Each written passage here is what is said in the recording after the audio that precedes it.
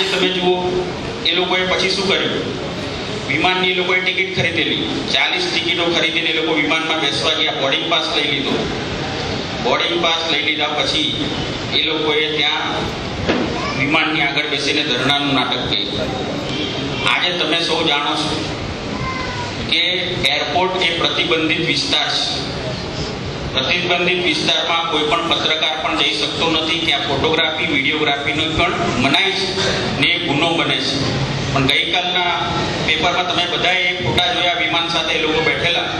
તો મારો પહેલો પ્રશ્ન તો એ થાય છે કે આ ફોટા કોણે પાડ્યા, એની પણ તપાસ થવી જોઈએ. કાલે હું મંત્રી શ્રીને મળીને એની માગણી કરવાનો છું કે આ ફોટા કેવી રીતે પડ્યા એની પણ. ક્યાંક એ લોકો એવું તો નથી કર્યું ને કે જે નામની ટિકિટ હતી એ નામની ટિકિટમાં એમની જગ્યાએ કોઈ બીજા લોકોને એ લોકો ફોટોગ્રાફરને અંદર લઈ ગયા છે. કાલે ઉઠીને એ લોકો કોઈ આતંકવાદીને લઈ જઈ શકે, કોઈ બોમ્બ ધરાવતા માણસને લઈ જઈ શકે, આટલી સેન્સિટિવ જગ્યા પર ગમે તેને ઘુસાડી શકે. આ જે સિક્યુરિટીની વ્યવસ્થા છે એ ગુજરાત સરકાર પૂરી પાડે છે.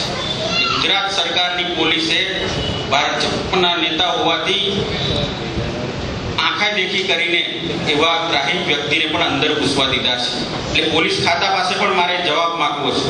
કારણ કે એમ તો અમારા કમિશનર લોકોને હેલ્મેટ પહેરાવવા માટે રોજ દંડ કરે છે, કોઈને 100 રૂપિયા, કોઈને 200 રૂપિયા, ને આટલા એરપોર્ટમાં ઘૂસી જાય આ લોકો વગર